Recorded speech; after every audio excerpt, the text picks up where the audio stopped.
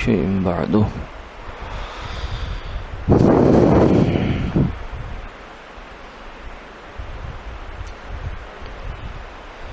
الحمد لله نحمده ونستعينه ونستغفره ونؤمن به ونتوكل عليه ونعوذ بالله من شرور أنفسنا ومن سيئات أعمالنا من يهده الله فلا مضل له ومن يضلله فلا هادي له ونشهد أن لا إله إلا الله وحده لا شريك له ونشهد أن سيدنا وسندنا وحبيبنا وشفيعنا ومولانا محمدا عبده ورسوله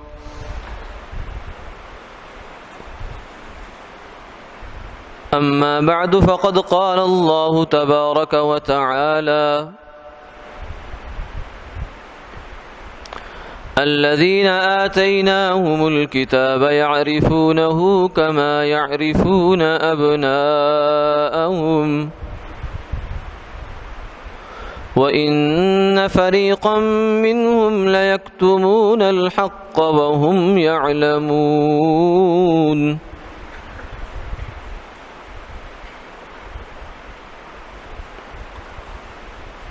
وقال النبي صلى الله عليه وسلم اللهم إني أعوذ بك من علم لا ينفع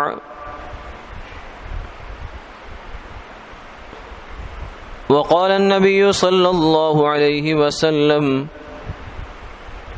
من عمل بما علم ورثه الله علم ما لم يعلم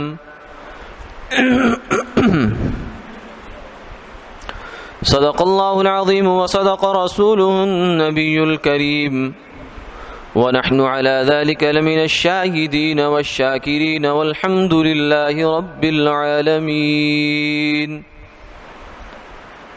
اللهم اغفر لي واغفر لي اللهم علمني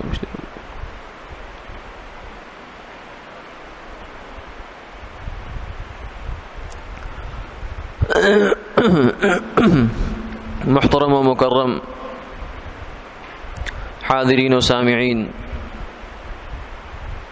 قرآن پاک کی ایک آیت اور سرور دو عالم صلی اللہ علیہ وسلم کی حدیث مبارکہ میں سے ایک دعا اور ایک حدیث پیش کرنے کی اللہ نے توفیق عطا فرمائی ہے۔ اللہ رب العزت کے حضور دعا ہے کہ وہ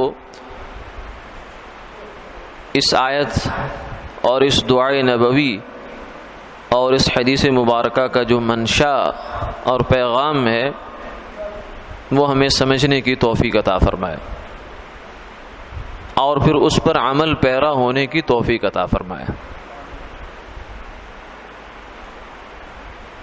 اس آیت مبارکہ میں اللہ رب العزت نے یہ فرمایا کہ جن لوگوں کو ہم نے کتاب دی ہے وہ ان کو یعنی سرکار دو عالم صلی اللہ علیہ وسلم کو ایسے جانتے ہیں جیسا کہ اپنی اولادوں کو پہچانتے ہیں، اور پھر بھی ان میں سے ایک فریق ایسا ہے جو حق کو چھپاتا ہے حالانکہ وہ جانتے ہیں۔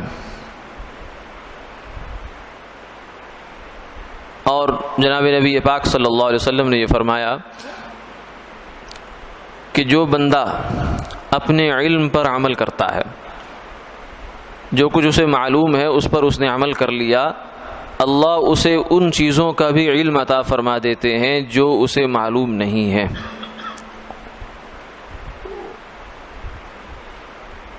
اور جو دعائے نبوی ہے، دعائے مسنون دعا ہے، اس میں فرمایا کہ اے اللہ میں اس علم سے پناہ مانگتا ہوں جو نفع نہ دے۔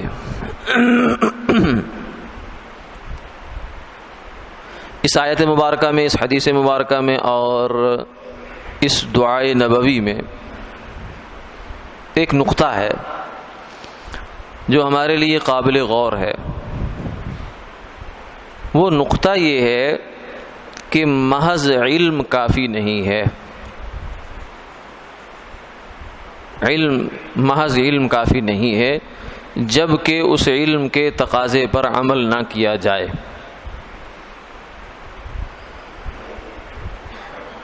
یہ علم انسان کے لیے کافی نہیں ہے، اور نہ صرف یہ کہ کافی نہیں ہے بلکہ اس کے لیے نقصان دہ ہے.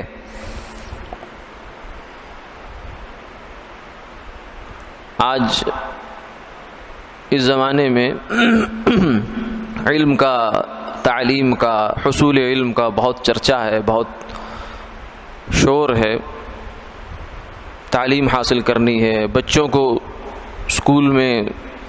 جناب ہماری جو تعلیم کا تناسب ہے وہ اتنے فیصد ہے، اتنے فیصد ہمارے یہاں علم خواندہ نہ خواندہ، اتنے فیصد آبادی ہمارے ملک کی، ہمارے صوبے کی، ہمارے شہر کی، ہمارے گاؤں کی، ہمارے دیہات کی خواندہ ہے، اور اتنے فیصد نہ خواندہ ہے. یہ ایک شماریات والے اس کا حساب لگاتے رہتے ہیں. خواندہ کا مطلب ہے پڑھی لکھی، اور نہ خواندہ کا مطلب ہے ان پڑھ. اور ہر ماں باپ کو یہ فکر ہوتی ہے کہ ہم اپنے بچے کو اچھے سے اچھے تعلیمی ادارے میں داخل کروائیں، جس کا تعلیمی معیار بہت عمدہ ہو، کیونکہ تعلیم بہت اہم ہے، بہت بنیادی ضرورت ہے انسان کی. اور اس کے لیے جو ہے ہم بہت سی قربانیاں بھی کرتے ہیں، اپنا پیٹ بھی کاٹتے ہیں. تنخواہ تھوڑی ہے مگر اسکول اچھے میں بچے کو داخل کروانا ہے تو اپنی کچھ خواہشات کو سمیٹ لو. فیسیں ادھر دینی ہے، گاڑی والے کا خرچہ دینا ہے، پھر اس کے بعد اکیڈمی کی فیس دینی ہے، پھر فلاں دینا ہے، فلاں دینا ہے. یہ سب اخراجات ایک بجٹ کا ایک بہت بڑا حصہ ہمارا وہ بچوں کی تعلیم کی نظر ہوتا ہے. اور ماں باپ اس میں بہت ایفیشینسی بھی دکھاتے ہیں، بہت مخلص ہیں، بہت اہتمام بھی برتتے ہیں. بچہ بھی ہوش کی آنکھ کھولتا نہیں ہے کہ اس کو اٹھا کر تعلیمی ادارے میں بٹھا دیا جاتا ہے، بلکہ بعض تو اتنے اخلاص کے ساتھ یہ کام کرتے ہیں کہ بچے کے پیدا ہونے سے، دنیا میں آنے سے پہلے اس کے لیے اسکول میں اندراج ہو جاتا ہے. اگر لیٹ ہوئے تو پھر بچے کا داخلہ ہی نہیں ہوگا اسکول میں. ایسے اسکول بھی ہیں، ایسے تعلیمی ادارے بھی ہیں. اور ماں باپ پھر ہر روز اس کے ساتھ اتنا اہتمام برتتے ہیں کہ صبح صبح بچے کو بستر سے اٹھائیں گے، اس کو سیدھا جا کر بیسن پر یا ٹوٹی پر کھڑا کر دیں گے. آنکھیں بند ہوں گی، اس کی رو رہا ہوگا، اس کو جلدی جلدی منہ دھو کے کپڑے پہنا کے فوراً گاڑی میں سوار کیا جائے کہ جاؤ. اور روتے چیختے چلاتے کو بھی ہم تعلیمی ادارے میں چھوڑ دیتے ہیں.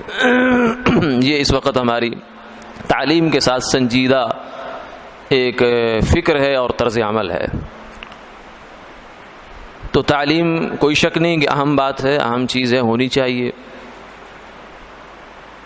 لیکن جو اس سلسلے میں توجہ کرنے کی بات ہے، جو اس آیت میں اور اس حدیث پاک میں ہمیں جس چیز کی جانب متوجہ کیا گیا ہے وہ یہ ہے کہ تعلیم کافی نہیں. تعلیم کافی نہیں. اگر تو ہم یہ چاہیں کہ اس تعلیم کی بنیاد پر بچہ ایک ڈاکٹر بن جائے گا، ایک انجینئر بن جائے گا، ایک سائنٹسٹ بن جائے گا، ایک معیشت دان بن جائے گا، ایک سیاست دان بن جائے گا، اچھا سیاست دان ثابت ہوگا، اچھا حکمران جو ہے وہ حکومت کے حصول میں اچھی دوڑ دھوپ کر لے گا، اچھی سمجھ پیدا کر لے گا. اگر تو صرف ہمارا مطمع نظر یہ ہے تو پھر تو جو کچھ ہم کر رہے ہیں، جس طرح ہم چل رہے ہیں، بہت اچھا ہے، وہ کافی ہے. کیونکہ جس تعلیمی معیار سے گزار کر بچے کو ہم ڈاکٹر بنانا چاہتے ہیں وہ بن جائے گا. خوب محنت کریں گے، جب وہ تعلیمی ادارے سے واپس آئے گا پھر اس کو اکیڈمی بھیج دیں گے، پھر گھر میں آئے گا پھر اس کو پڑھنے کے لیے بٹھا دیں گے، اس کو پوری طرح محنت کرا کے اس کو پڑھائی میں، تعلیم میں اس کو آگے لے جائیں گے. تو یہ تو بہت اچھی بات ہے، ہو جائے گا ایسا. انجینئر بن جائے گا، ڈاکٹر بھی بن جائے گا. لیکن اگر ہم یہ چاہتے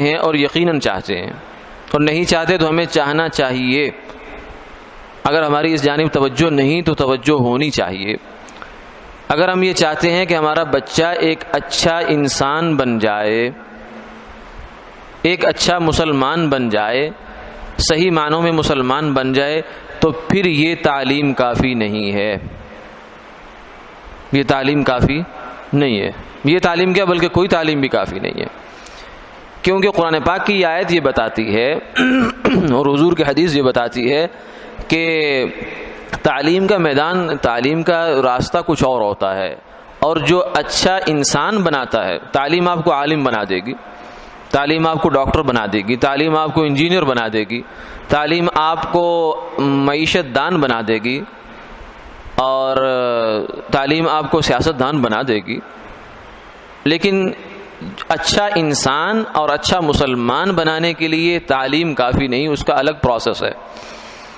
اس پروسیس کو تربیت کہتے ہیں،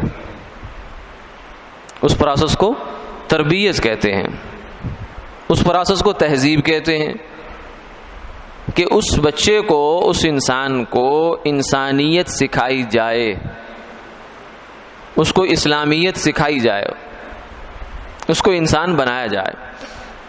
یہ تعلیم کے ساتھ ساتھ نہیں ہوتا، یہ ایک بنیادی غلط فہمی ہے جو ہم نے اس زمانے میں اپنا لی ہے، کہ ماں باپ اس بات کو اتنا سمجھ کر کہ بچے کو صبح ہم نے بستر سے اٹھا کر اسکول بھیج دیا، پھر اکیڈمی بھیج دیا، پھر آ کر رات کو اس سے ڈانٹ ڈپٹ پوچھ تاچھ کر لیا کہ بیٹا ہوم ورک کر لیا، اچھا ٹھیک ہے سو جاؤ۔ یہ کافی نہیں ہے۔ اگر ہم یہ سمجھتے ہیں کہ یہ کافی ہے تو یہ ہماری بہت بڑی غلط فہمی ہے، کیونکہ قرآن یہ کہہ رہا ہے، حدیث یہ کہہ رہی ہے کہ علم اور چیز ہے، عمل اور چیز ہے۔ علم آنے سے عمل نہیں آتا، علم کے درمیان اور عمل کے درمیان، جیسے جہالت کے درمیان اور علم کے درمیان ایک پروسیس ہے۔ آپ کسی بچے کو اسکول نہ بھیجیں، اس کو کسی ادارے میں، تعلیمی ادارے میں نہ بھیجیں، اور گھر میں بیٹھے آپ توقع کرتے رہیں، مصلی بچھا کر بیٹھ جائیں، دعائیں بھی کرنا شروع کر دیں، تو کہہ دیں کہ یہ اچھا عالم بن جائے، اچھا ڈاکٹر بن جائے، تو ظاہر ہے کہ اگر کوئی بات یہ کرے گا تو آپ کہیں گے بھائی کیا بات کر رہے ہو، یہ خام خیالی ہے، ایسا نہیں ہوتا۔ عالم بننے کے لیے 8 سال تمہیں مدرسے میں جانا پڑے گا، حافظ بننے کے لیے 2-2.5 سال آپ کو جا کر رگڑا کھانا پڑے گا، اور اسی طریقے سے ڈاکٹر بننے کے لیے آپ کو FSC ہے، پھر فلاں ہے، پھر گزر کر پھر آگے جانا پڑے گا، اس کے بغیر یہ کام نہیں ہوتا۔ اگر کوئی نہیں ہو جاتا تو آپ کہیں گے بھائی تم کرو جا کر، لیکن یہ ہوتا نہیں ہے۔ تو بالکل ایسا ہی جہالت سے علم کا جیسے سفر بغیر پروسیس سے گزرے نہیں ہو سکتا، اسی طریقے سے علم کے درمیان اور عمل کے درمیان ایک فاصلہ ہے۔ علم انسان کے عمل میں آ جائے، اس کا معلوم، اس کا معمول بن جائے، اس کے درمیان ایک فاصلہ ہے۔ وہ فاصلہ بھی ایک پروسیس کے بغیر نہیں ہوتا، وہ محض دعا سے نہیں ہوتا، اس کے لیے ایک پروسیس سے گزرنا پڑتا ہے۔ تو یہ 2 اچھے انسان بننے کے لیے 2 مرحلے ہیں، ایک ہے کہ جہالت سے اٹھ کر وہ علم میں آ گیا، پھر علم سے اٹھ کر وہ آگے عمل میں آ گیا۔ جب وہ عمل میں آ گیا، جو کچھ اس نے اچھا علم جانا ہے، اللہ کے احکامات جانے ہیں، اس کی زندگی میں آ گئے تو اچھا انسان بن گیا، وہ اچھا مسلمان بن گیا، وہ ملک کے لیے بھی مفید آدمی بنا، قوم کے لیے بھی مفید آدمی بنا، ملت کے لیے بھی مفید بنا، والدین کے لیے بھی آنکھوں کی ٹھنڈک بنا، ماں باپ کی آنکھ کا تارا بنا، وہ سب کچھ بنا۔ اگر وہ اس پروسیس سے گزر کر، یعنی تربیت کے پروسیس سے گزر کر عمل میں چلا گیا۔ اگر یہ نہیں ہے تو پھر یہ خام خیالی ہے۔ یا تو ہم یہ طے کر لیں کہ ہمیں بس صرف اپنی اولاد یا ہمیں جو افراد ہیں وہ ہمیں صرف ڈاکٹر چاہیے، ماہر ڈاکٹر ہونا چاہیے، اسے پتہ ہو کہ بیماری کیا ہوتی ہے، کیسے ہوتی ہے، اس کا علاج کیا ہوتا ہے، باقی اس کے اندر احساس ہے یا نہیں ہے یہ ہمیں نہیں چاہیے۔ اس کو کسی اچھے برے کا، غریب امیر کا کوئی احساس ہے، ہمدردی ہے یا نہیں ہے یہ ہمیں نہیں چاہیے۔ اس کو ایک پروفیشنل انسان ہونا چاہیے، ایک مشین ہونا چاہیے، ایک پرزہ ہونا چاہیے، کیونکہ مشین میں اور انسان میں یہ فرق ہوتا ہے کہ مشین کسی چیز کا احساس نہیں رکھتی، وہ یہ نہیں دیکھتی کہ میں پستول اور بندوق جو ہے وہ کس کو گولی لگ رہی ہے، دوست کو بھی گولی وہ مارے گی اور دشمن کو بھی مارے گی، وہ بنی اس کام کے لیے، اس کا کام ہی یہ ہے۔ لیکن انسان ایسا نہیں ہوتا، نہ اس کو ایسا ہونا چاہیے۔ تو اس لیے عرض کیا کہ تعلیم اور چیز ہے، تربیت اور چیز ہے، اور تعلیم سے زیادہ تربیت کی ضرورت ہے، تعلیم سے زیادہ تربیت کی ضرورت ہے، اس لیے کہ تعلیم کی کمی تربیت سے پوری ہو جاتی ہے۔ اگر ایک بندہ انگوٹھا چھاپ ہے لیکن اخلاق بہت عمدہ ہیں، انسان بہت اچھا ہے، کہتے ہیں کہ پڑھا لکھا تو نہیں ہے لیکن آدمی بہت کمال کا ہے، وصف بڑے اچھے ہیں اس کے اندر، خیر خواہ ہے، ہمدرد ہے، کسی کا برا نہیں سوچتا، کسی کے بارے میں برا بولتا نہیں ہے، اپنی قربانی دے کر دوسرے کا فائدہ کرتا ہے، ایثار ہے اس کی طبیعت کے اندر، آدمی بڑا اچھا ہے، تو اس کی تعلیم کاؤنٹ نہیں ہوتی، وہ پیچھے رہ جاتی ہے۔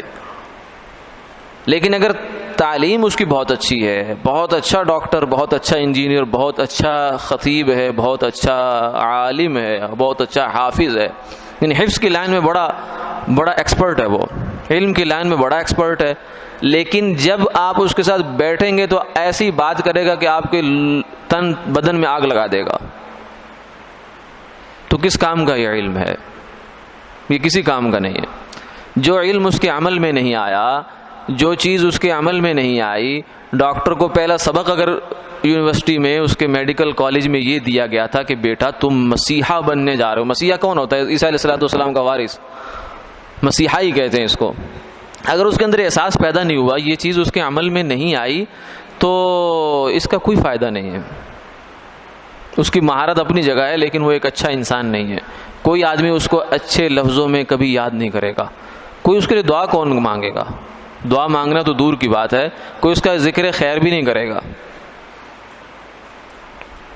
تو اس لیے اس بات کی طرف ہمیں خوب توجہ دھیان رکھنا چاہیے، دینا چاہیے۔ اگر یہ احساس ہمیں نہیں ہے تو احساس بیدار کرنا چاہیے کہ تعلیم اور چیز ہے، تربیت اور چیز ہے۔ جیسے تعلیم ہماری ضرورت ہے ایسے تربیت بھی ہماری ضرورت ہے۔ جیسے تعلیم میں ہم اپنے بچوں کی تعلیم میں، ہم اپنی تعلیم میں ہم نے بہت احساس ذمہ داری کا مظاہرہ کرتے ہیں کہ ہمیں بڑی ذمہ داری ہے، پیسہ لگاتے ہیں، مال خرچ کرتے ہیں، ایسے ہی ہمیں تربیت کا بھی خیال کرنا ہے۔ پھر آگے کیسے ہوگا وہ؟ پھر جیسے تعلیم کے لیے ہم نے سوچتے ہیں تو پھر وہ آگے بھی سوچنا پڑے گا۔ یہ تو نہیں کہ ہم کہیں گے یار کوئی سوچ دماغ میں آ نہیں رہا اس بات کو، اس ورقے کو پھاڑ دو، نہیں۔ جب آپ کی ایک ضرورت ہے تو آپ اس کو سوچیں گے، اس پر مشورہ کریں گے، اس پر فکر کریں گے، اللہ سے دعا مانگیں گے، اللہ راہ سجائیں گے۔ والذین جاہدوا فینا لنہدینہم سبلنا، جو لوگ فرمایا کہ ہماری طرف آنے میں مجاہدہ کرتے ہیں، کوشش کرتے ہیں، فکر کرتے ہیں، لنہدینہم سبلنا، ہم ایک نہیں انہیں راہیں دکھاتے ہیں، راہیں، کئی آپشن دے دیتے ہیں اللہ تعالیٰ، یہ بھی اچھا ہے، یہ بھی اچھا ہے، یہ بھی اچھا ہے، کوئی چلے تو صحیح، کوئی آئے تو صحیح۔ تو اس لیے یہ بات آج کی نشست کا حاصل جو مضمون ہے وہ یہی ہے کہ تعلیم کے ساتھ ساتھ تربیت ضروری ہے، بلکہ تعلیم سے زیادہ ضروری ہے۔ تربیت کے بغیر آدمی نہیں ہے، انسان نہیں ہے، وہ درندہ ہو جاتا ہے، وہ سب کچھ جاننے کے باوجود درندہ ہو جاتا ہے، اور وہ علم جو اس نے حاصل کیا تھا اس کو بدی کے لیے استعمال کرنا شروع کر دیتا، بجائے نیکی کے راہ پہ استعمال کرنے کے۔ جب تربیت نہیں ہوتی انسان کی تو اسی علم کو وہ بدی کے راستے پہ استعمال کرتا ہے، کیونکہ علم جب وہ تو آپ کو بدی نیکی نہیں سکھاتا، وہ تو آپ کو ایک انفارمیشن دے دیتا ہے، بس ٹھیک ہے، آپ کو راستے سمجھا دیتا ہے کہ یہ راستہ بھی ہے، یہ بھی راستہ، یہ راستہ ہے، اب اس پر چلنا تو آپ نے اپنی مرضی سے انسان نے چلنا ہوتا ہے۔ تو اس لیے اگر تربیت نہیں ہے تو علم کافی نہیں ہے، بلکہ وہ علم ناکافی نہیں بلکہ نقصان دہ ہو جایا کرتا ہے۔ اس لیے سرکار دو عالم صلی اللہ علیہ وسلم نے فرمایا اللہم انی اعوذ بک من علم لا ينفع، اے اللہ مجھے وہ علم نہیں چاہیے، میں اس علم سے پناہ مانگتا ہوں، پناہ۔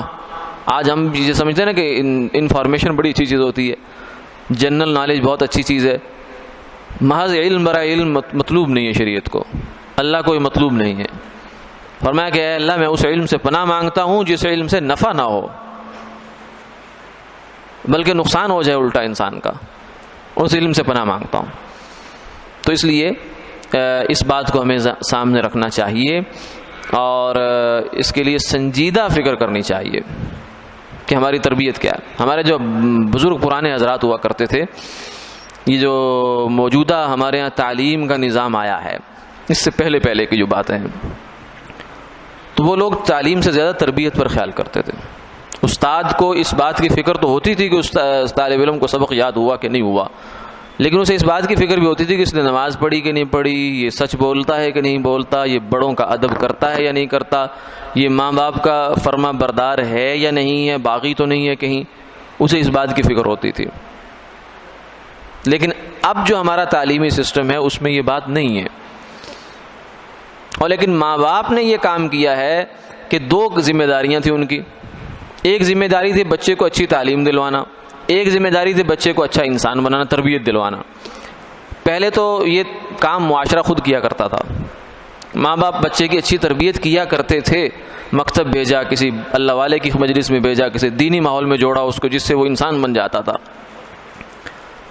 اور اب ایسا ہوا کہ ہم نے اٹھا کر پیسہ دیا ہے تعلیم کے نام پہ.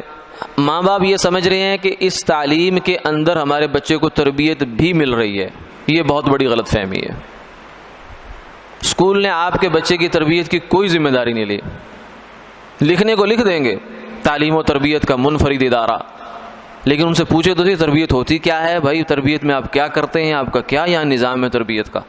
تربیت ایک عمل کا نام ہے، اور عمل تو عمل سے آتا ہے، علم سے نہیں آتا. وہ کیا کہیں گے زیادہ ہم فلاں بک پڑھا دیتے ہیں تربیت کے نام سے. بھائی بک سے تو علم آئے گا. علم تو پہلے سے اس کو پتہ ہے. اس کو پتہ ہے جھوٹ نہیں بولنا، اس کو پتہ ہے سچ بولنا چاہیے، اس کو پتہ ہے ماں باپ سے بدتمیزی نہیں کرنی چاہیے، اسے پتہ ہے. مقصد تو یہ ہے کہ اس پتے کو عمل میں کیسے لا رہے ہیں آپ. تو کسی کے پاس کوئی سسٹم نہیں ہے.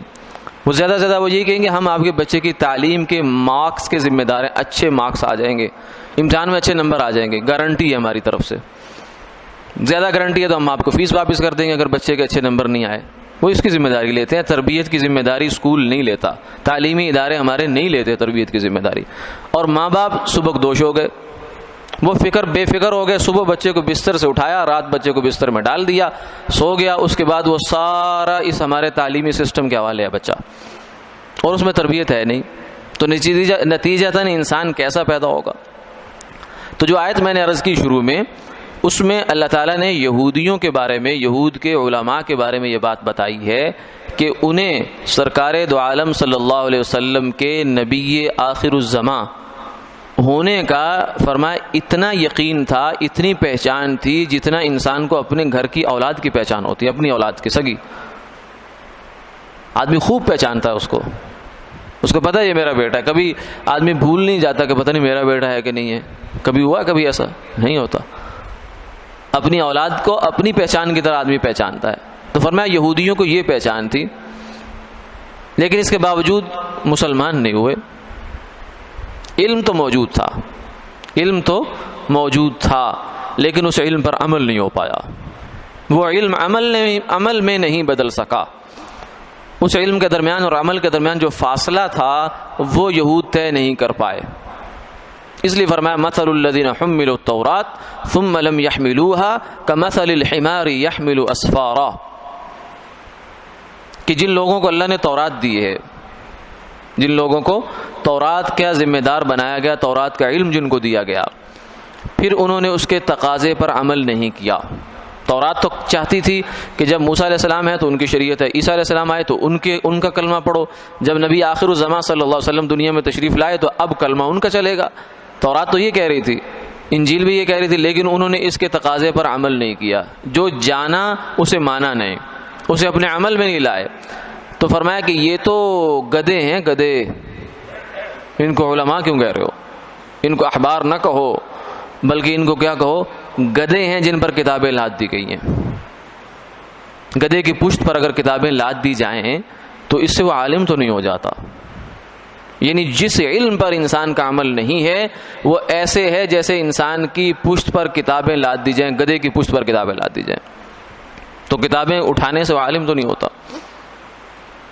کتابیں آدمی کے پاس ہو جانے سے آدمی عالم صحیح معنوں میں عالم نہیں ہوتا. ورنہ تو یہ اردو بازار میں جتنے کتب خانے والے وہ سب سے بڑے عالم ہوتے. ان کے پاس وہ کتابیں ہیں جو علماء کے پاس نہیں ہیں.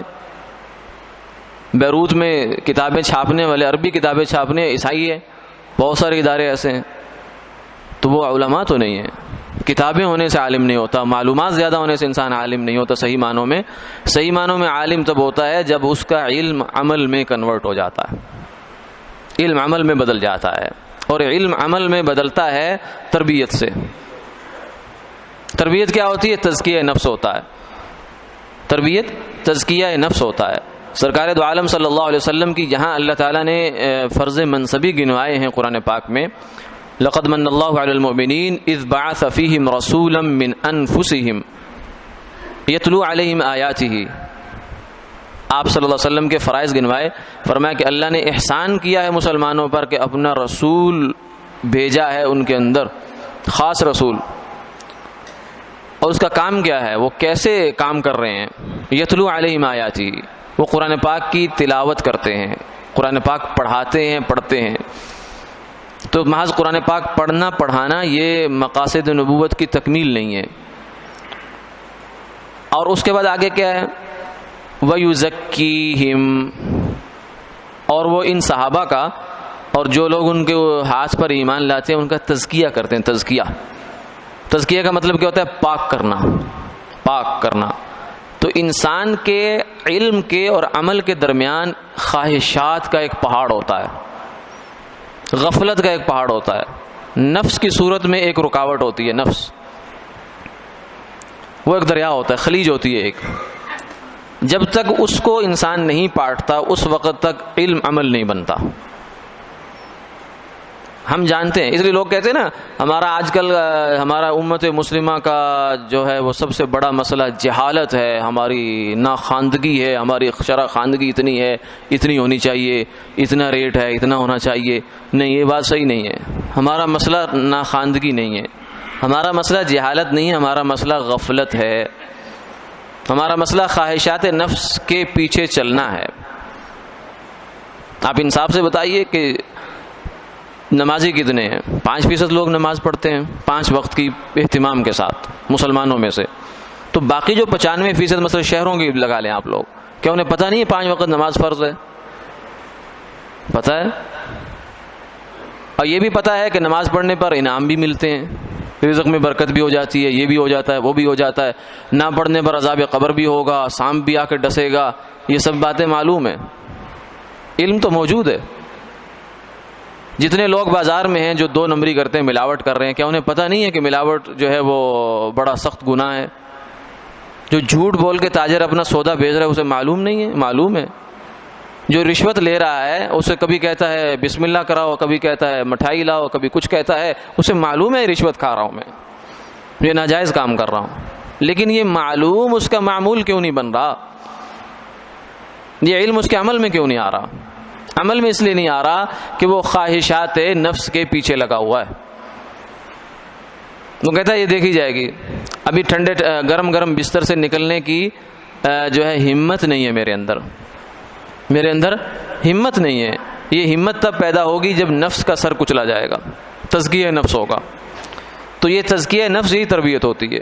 تو سرکار دو عالم صلی اللہ علیہ وسلم نے صحابہ کو صرف علم نہیں سکھایا، یعلمہم الکتاب والحکمہ یہ الگ بیان ہوا، وَيَتْلُو عَلَيْهِمْ آیَاتِ یہ الگ بیان ہوا ہے، وَيُزَكِّيهِمْ یہ الگ بیان ہوا ہے کہ ان کا تزکیہ نفس کرتے ہیں. اور ہم آج کل نہ بڑے نہ چھوٹے، پہلے تو ہم خود سیدھے ہوں گے پھر ہماری اولادیں سیدھی ہوں گی. ہم یہ بھی چاہتے ہیں کہ ہم تو جیسے کیسے ہیں ویسے چلتے رہیں، لیکن ہمارا بیٹا جنید بغدادی بن جائے، یہ نہیں ہوتا. معمول نہیں ہے. یہ کرنے والی ذات کر سکتی ہے، آزر کے گھر میں ابراہیم پیدا کر سکتی ہے اور نوح کے گھر میں کنعان پیدا کر سکتی ہے، لیکن دستور یہ نہیں ہے. یہ تو استثنائی مثالیں ہیں اکا دکا، لیکن معمول یہی ہے کہ اگر والدین نیک ہوں تو ان کی نیکی کا اثر اولاد پر پڑتا ہے. معمول یہی ہے کہ والدین برے ہوں تو ان کی برائی کا اثر بھی اولاد پر پڑتا ہے.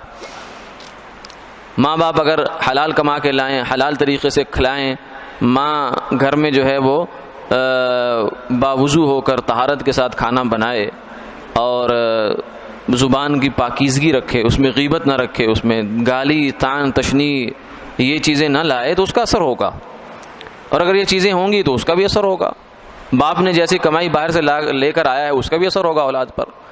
تو ایک مسئلہ تو ہمارا یہ ہے کہ ہم خود سنورنا نہیں چاہتے. اولاد کے لیے ہم بہت کچھ چاہتے ہیں لیکن اپنے ساتھ کچھ نہیں چاہتے ہم. تو خود بھی سنورنا ہوگا ہمیں اور پھر اولاد کو بھی سنوارنا ہوگا. اور سنورنے کا طریقہ یہ ہے کہ بالکل آسان طریقہ ہے، یا ایھا الذین آمنوا اتقوا اللہ وکونوا مع الصادقین، کہ جو سنورے ہوئے لوگ ہیں ان کی مجلس میں جانا شروع کر دیں، ان کی صحبت میں اٹھنا بیٹھنا شروع کر دیں، یعنی نیک ماحول میں آ جائیں. ماحول وہ چیز ہے جو انسان کو چاہتے نہ چاہتے برائی پہ بھی لے جاتا ہے، اچھائی پہ بھی لے جاتا ہے. اچھا ماحول ہو تو اچھائی کرنا آسان ہو جاتی ہے، برائی کرنا مشکل ہو جاتی ہے، اور برا ماحول ہو تو اچھائی کرنا مشکل ہو جاتی ہے، برائی کرنا آسان ہو جاتی ہے. اس لیے کہ صحبت صالح ترا صالح کند، صحبت طالح ترا طالح کند، کہ تجھے اچھے آدمی کی صحبت تجھے اچھا کر دے گی، تجھے پتہ بھی نہیں چلے گا، خبر بھی نہیں ہوگی. نماز پڑھنے کو دل نہیں چاہ رہا، لیکن جب کسی نمازی کی صحبت میں بیٹھیں گے، کسی نیک آدمی کی صحبت میں بیٹھیں گے، کسی اللہ والے کی مجلس میں بیٹھنا اٹھنا شروع کریں گے، اس کے ساتھ تعلق اپنا بنائیں گے اور اس سے فائدہ حاصل کرنے کی کوشش کریں گے، تو آپ کو پتہ بھی نہیں چلے گا، آپ پکے نمازی بن جائیں گے. آپ کو پتہ ہی نہیں چلے گا کہ آپ کے اندر جھوٹ کی نفرت پیدا ہونا شروع ہو جائے گی خود بخود. صحابہ اکرام رضوان اللہ علیہ مجمعین کو کا حضور نے تزکیہ ایسے ہی فرمایا. صحابہ میں سے سب لوگ علماء نہیں تھے، علماء تو گنے چنے تھے، ان میں سے بھی ہر آدمی عالم نہیں تھا. کچھ ایسے صحابی بھی تھے جن کو صرف سورہ اخلاص آتی تھی. حضرت معدی بن کرب، یہ قادسیہ کی جنگ میں بہت بڑا ان کا کردار تھا، فاتح ایران تھے ایک طرح سے. ان کے بارے میں لکھا ہے کتابوں میں، صرف سورہ اخلاص آتی تھی ان کو بس، یعنی سورہ فاتح آتی تھی، اس کے علاوہ قرآن پاک میں سے یعنی اتنا قرآن ان کو آتا تھا بس نماز ہو جائے جس سے. لیکن لوگ کا شاندار تھے، یہ تربیت یافتہ تھے. تعلیم اگرچہ تھوڑی تھی لیکن تربیت یافتہ تھے، اور تربیت حضور نے ان کی فرمائی تھی. ان کا تزکیہ نفس ہوا تھا اور وہ حضور کی صحبت میں آ کر بیٹھے. دیکھیں نا، علماء بھی تھے صحابہ میں، فقہاء بھی تھے، اور زہاد بھی تھے، عابد بھی تھے، اور ہر طرح کے لوگ ان میں باکمال لوگ صحابہ میں موجود تھے، مدبر، سیاستدان، سب لوگ تھے. لیکن سب کا جو مشترکہ لقب ہے وہ صحابی ہے، اور یہی ان کا معیار فضیلت ہے. کیونکہ ساری دنیا کے غوث قطب ابدال اکٹھے ہو جائیں، ایک صحابی کے پاؤں کے جوتے کی خاک کے برابر نہیں ہو سکتے. یہ عقیدہ اہل سنت والجماعت کا. صحابی ہے نا، کیونکہ حضور کی صحبت اس نے اٹھا لی ہے. تو صحبت انسان کو بدلتی ہے، صحبت انسان کو برا کرتی ہے، صحبت انسان کو اچھا کرتی ہے. اور انسان تو انسان ہے، جانور کی صحبت کے اخلاق بھی انسان پر آتے ہیں. حضور نے فرمایا کہ بکریاں رکھنے والے انسان جو ہے ان میں عاجزی اور مسکنت ہوتی ہے، تواضع ہوتی ہے. اونٹ رکھنے والا آدمی جو ہے، اونٹوں کے ساتھ زیادہ جس کا تعلق ہوتا ہے، اس کے اندر کینہ آتا ہے، کینہ، کیونکہ اونٹ کی صفت کینہ ہے. غصہ نہیں بھولتا، غصہ آ گیا وقتی طور پہ وہ بھول جائے گا، نارمل ہو جائے گا، لیکن دل میں بٹھا لے گا اس کو، اور جب کبھی اس کا موقع ملے گا وہ پھر موقع ہاتھ سے جانے نہیں دے گا. یہ کینہ ہوتا ہے، انسان میں بھی ہے یہ. تو جو اونٹوں کے ساتھ رہے گا اس میں کینہ زیادہ آئے گا. جو گھوڑے رکھے گا، گھوڑے پالے گا، اس میں تکبر آتا ہے، کیونکہ گھوڑے میں ایک ناز ہے. اس کی اللہ نے طبیعت ایسی بنائی ہے کہ اس کے اندر ایک عجب اور ناز ہے، خود پسندی ہے اس کے اندر کہ میں بڑی چیز ہوں. یہ بات اس کے اندر بھی آنا شروع ہو جاتی ہے. تو بھائی جب جانور جو ہے اس کے اخلاق انسان پر اثر انداز ہو جاتے ہیں، چاہے وہ چاہے یا نہ چاہے، تو انسان کے اخلاق اثر انداز نہیں ہوں گے. تو اس لیے ہماری بنیادی غلطی یہ ہے کہ ہم معلومات کو لیے بیٹھے ہیں. اسکول میں ہمیں معلومات مل گئی، کافی ہو گیا، تعلیم کو کافی سمجھے ہوئے ہیں، تربیت کی جانب ضرورت نہیں ہے، اور تربیت کا جو طریقہ ہے، راستہ ہے، اس پر چلنے کے لیے آمادہ نہیں ہے. نتیجہ یہی ہو رہا ہے کہ ہم انسان نہیں بن پا رہے جسے انسان ہونا چاہیے. ہم میں سے ہر آدمی جو ہے کم سے کم اسے جو انسان کی بنیادی صفات ہیں جن سے جانوروں سے ممتاز ہوتا ہے وہ بھی اس کے اندر نہیں آ رہی ہے. اس کا ہاتھ پڑتا ہے تو جناب جو کرتا ہے کر گزرتا ہے، بس ہاتھ پڑنے کی دیر ہوتی ہے. جس کا نہیں پڑھ رہا وہ نیک بنا رہتا ہے، جب ہاتھ پڑتا ہے تو پھر پتہ چل جاتا ہے کہ یہ کیا تھا. دوسرے کو بڑا کہتا ہے کہ یہ غلط تھا، یہ غلط تھا. جب اپنے باری آتی ہے پھر وہ بتا دیتا ہے کہ میں کیا ہوں، میں کیا نہیں ہوں. تو اس لیے کہ اندر سے وہ انسان بنا نہیں ہوتا. جب اندر سے انسان بنا ہو تو پھر اس کے سامنے پوری دنیا کے سونا چاندی کے ڈھیر بھی ہوں تو اس کو ہاتھ نہیں لگائے گا. جب کسرا کا تاج جو تھا وہ کئی من کا تھا، اس کو اوپر جو ہے وہ چھت کے اندر کنڈے لگا کر اس کو لٹکایا جاتا تھا، اور کسرا اس کے اندر اپنا سر داخل کرتا تھا. سر کے اوپر رکھتے نہیں تھے اس کو، بہت بڑا تاج تھا اس کا، بہت قیمتی ہیرے اور پتہ نہیں کیا کچھ لگا ہوا تھا اس کے اندر، تو اتنا وزنی تھا. تو وہ تاج جو ہے جب مال غنیمت اکٹھا ہوا، کسرا کا فتح ہوا، سارا کچھ صحابہ نے فتح کیا، تو ایک صاحب جو ہیں وہ جب مال غنیمت کا ڈھیر اکٹھا ہو رہا، سونا چاندی، اتنا سونا چاندی اکٹھا ہوا تھا کہ مسجد نبوی میں ایک طرف کھڑا آدمی دوسری طرف سے نظر نہیں آتا تھا، اتنا بڑا ڈھیر لگ گیا تھا. ٹھیک ہے، تو جب وہ ایک صاحب نے وہ تاج لائے اور لا کر مال غنیمت کے ڈھیر پر ایسے پھینک دیا. حالانکہ وہ اگر چھپانا چاہتے چھپا سکتے تھے، اور وہ تھے نقاب پوش، ان منہ کے اوپر ایسے کپڑا لے رکھا تھا، آنکھیں کھلی تھی بس. جب وہ پھینک کے گئے تو جو امیر لشکر تھے انہوں نے کہا بھائی تم کون ہو، اپنا نام تو بتاتے جاؤ، تم کون ہو اپنا نام تو بتاتے جاؤ. تو انہوں نے اشارہ کیا جس کے لیے کیا وہ جانتا ہے، مجھے نام سے غرض نہیں ہے. یہ تھے انسان. انسان یہ ہوتا ہے کہ اللہ کے لیے کام کرتا ہے. یہ نہیں ہے کہ میری تختی نہیں لگی، اگلے کی تختی لگا کر میں اکھیڑ کے جب تک لگا نہ لوں اس وقت تک میری سیاست پوری نہیں ہوتی. یہ انسانیت نہیں ہوتی، یہ تربیت کا فقدان ہوتا ہے. اللہ تعالی ہمیں سمجھ عطا فرمائے. آمین آمین یا رب العالمین.